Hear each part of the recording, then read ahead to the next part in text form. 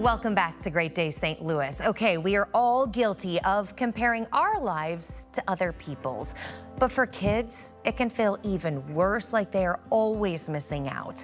So how do you help your child quiet that noise and just be kinder to themselves? One simple start: teaching self-compassion.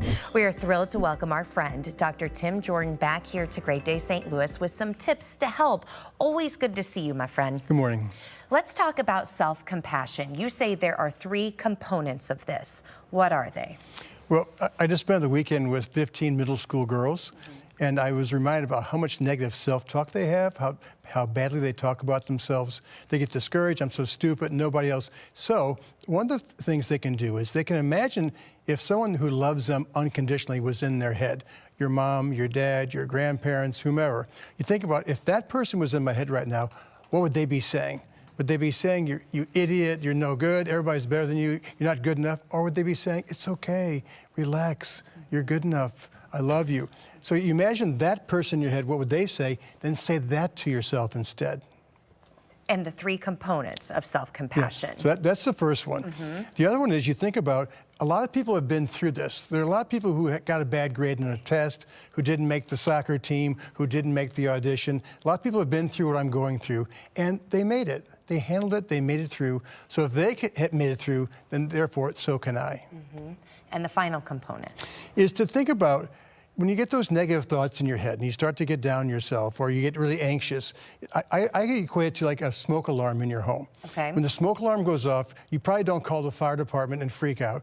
You check it out. You go in the kitchen, you get, oh, it's a piece of burnt toast in the toaster.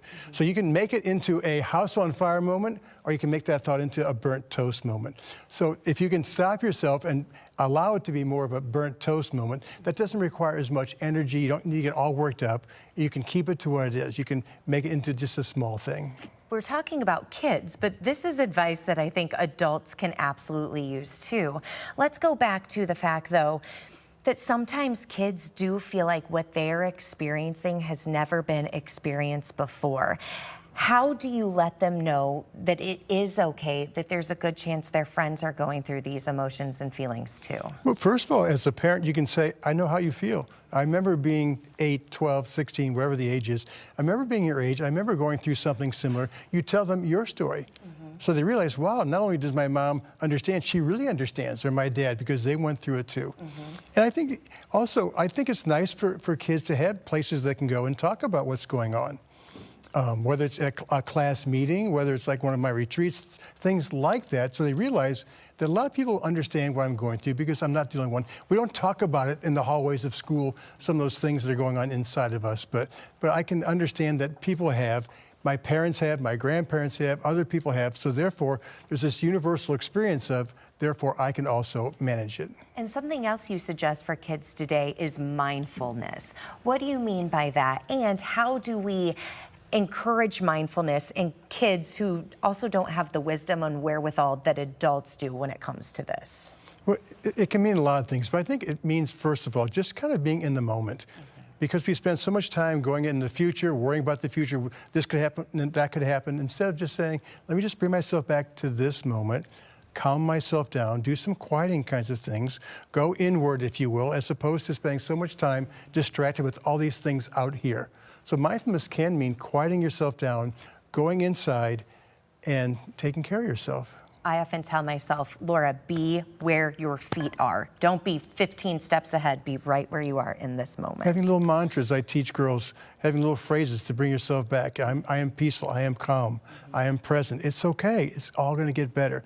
You repeat those things to yourself over and over again until you're back. You always make me feel better, and I have a feeling he has the same impact on all of you. And if you would like more advice from Dr. Jordan, take a listen to his podcast. It is called Raising Daughters. You can also find this segment on firstalert4.com/greatday following the show. Guys? I am peaceful, I am calm. Like that. It's going to be okay. What time is it? Wait, it's 9:25.